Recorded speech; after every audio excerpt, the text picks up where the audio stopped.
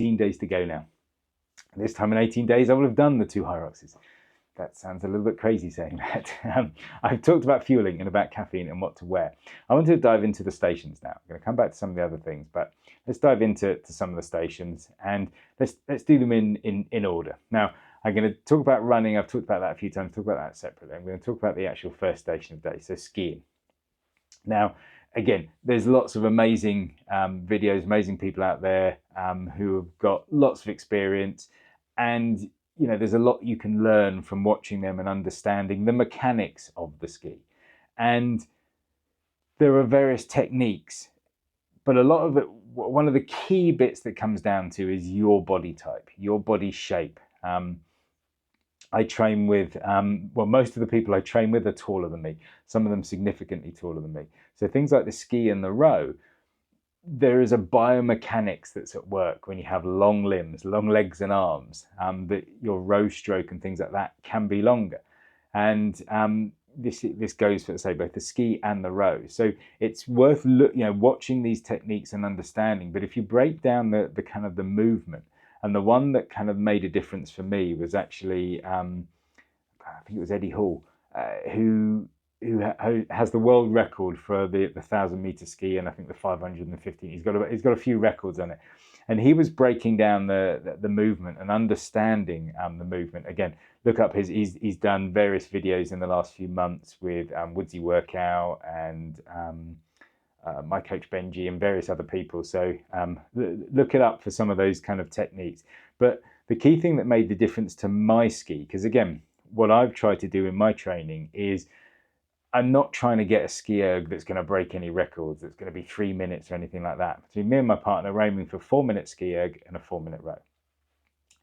But what I've been trying to do is get my 500 meters on that SkiErg as efficient as possible, so I'm using the least amount of energy. Now, that could translate to being a lot kind of faster, but I'm not interested in getting faster. I'm interested in generating the power, getting that 500 meters done, and using it as a bit of a rest to go into the next run.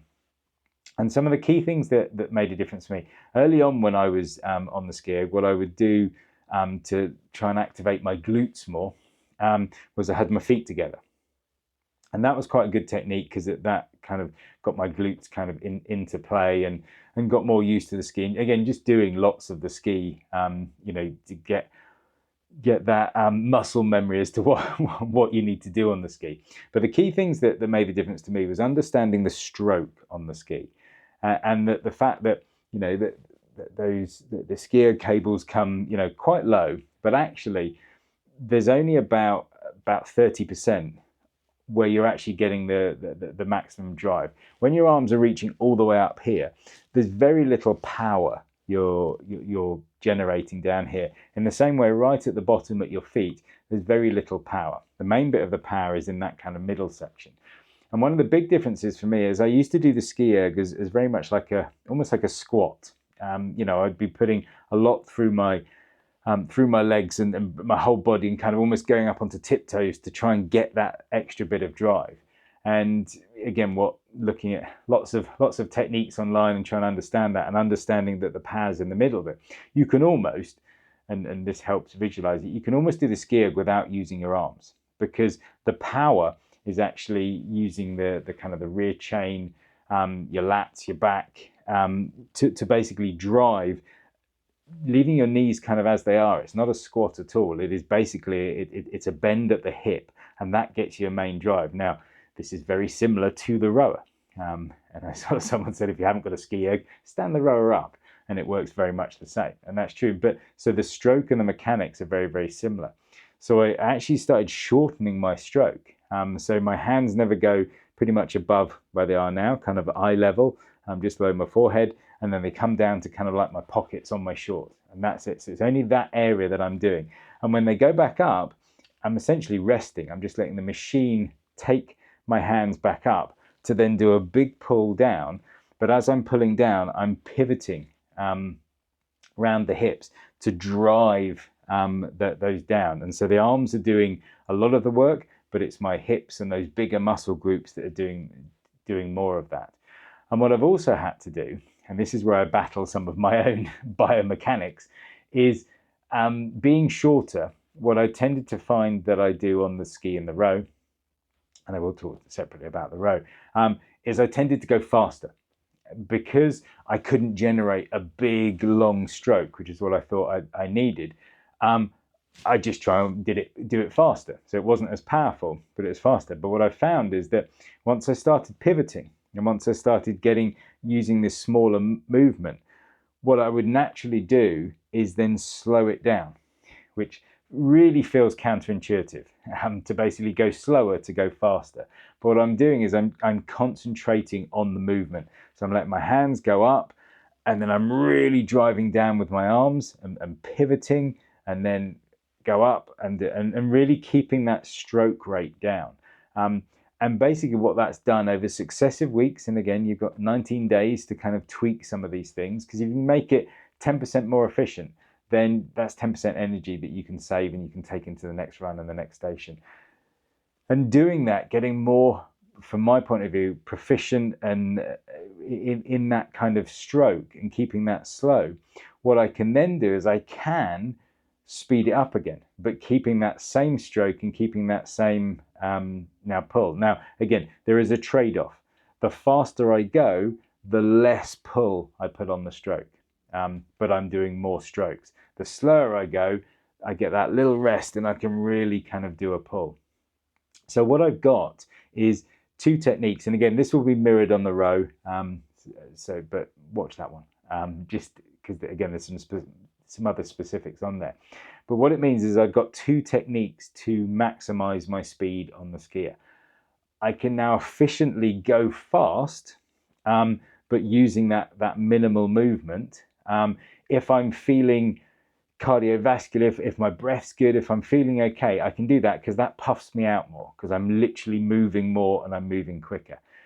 If I come into the station and I'm a little bit kind of, my heart rate's high and I want to get that down, then I can go slow, give my legs and more of my body a rest, and just really concentrate on the pull part and the pivot to get that power. So each stroke is more powerful, but I'm doing less of them.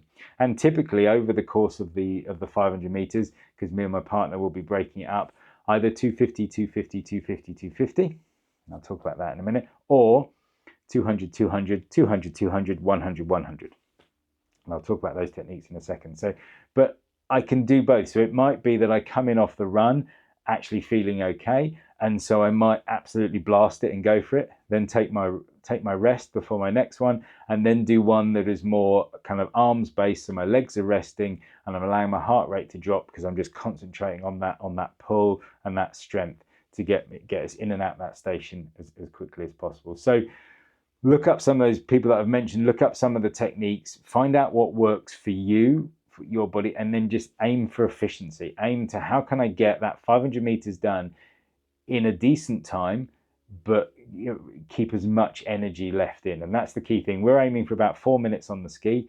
So there's no point me going absolutely hell for leather and saving myself 10 seconds on the ski if it then compromises the run or compromises me at the back end of the race. So again, that comes down to the simulations and the long training. So work out what the techniques and that works for you and how you can get that maximum.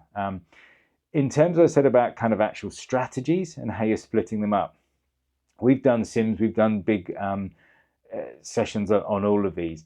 And the one that we've tried a few times, which feels a little bit kind of odd, and I know and sometimes in the sim we just forget and we do it the other way. It became apparent for us, and a few of us kind of agreed on this, that for us it works better doing 250, 250, 250, 250. So you both get a little rest in there and you don't have one of you that's going straight from the 500 meters straight back into the run. It's also really easy on the ski because the changeover is very, very quick. So you're not losing time like you do in the rower and some of the other stations. What we experimented with though, because it always means that someone is coming off a 250 meter and going straight into the run. So what we did a couple of times is we did 200 meters, then swapped over 200 meters, so the other one's getting rest, then 200 meters, 200 meters. So we've got 200 meters left. We then both did a little 100 meters at the end. Now, it was no quicker, so technically there's more changeovers, so we lost a bit of time there, but obviously we were a little bit quicker just doing those 100. But what it did do is it meant we were both fresher going into the next run. because there isn't one of us that's come off the back of a hard 250. So again, that's something that we're probably going to aim to do in the race itself, just to kind of maximize that and give us the best kind of propelling us into the run from a technique point of view. So again, know what time you're aiming for. Again, I think it's the app called Rox Life. I should have looked it up, which you can see people's times, see the averages, see people's recent race times. But what you can also do is you can put what times you're aiming for and actually kind of say what you need at each of the stations. And you'll often see that the ski ones, even on the elite ones, there isn't a massive variation on the ski station. No one's doing the ski station. Someone might be, but in general, no one's doing the ski station in 2 minutes, and saving a mass amount of time. There's probably, almost a minute between the average, or probably not even that, 30 seconds between the average and the quickest. So again, it's one of those stations where get efficient at it, keep your energy so you can take that into the run and into the other stations where it makes more of a difference, or so that it doesn't compromise your runs, because your runs are the easiest place to make up time. So that's the SkiErg. So I will be doing my short technique and going between strong strokes with the pivot or fast strokes with the pivot, depending on how I'm feeling coming into those and how I'm feeling on the day itself. But I've got those two techniques that I can use, and they're pretty much the same time. I've got them to the same level of kind of efficiency, as it were, that it doesn't matter which one of those do. I can maintain the same pace, which is the key thing, but I can just use whichever one feels better on the day. So that's the SkiErg. I hope that's kind of useful to some of you. And say, look up some of those people, and so I think it's Eddie Hall, or it's Eddie Hall's brother, I can't remember which one, but on some of that techniques of the ski. And there's some great advice out there as well. I'll try and tag some of the other ones down below in case you want to kind of look those up, because they've been very helpful to me. So another day closer, and we'll talk about rowing tomorrow. Bye for now.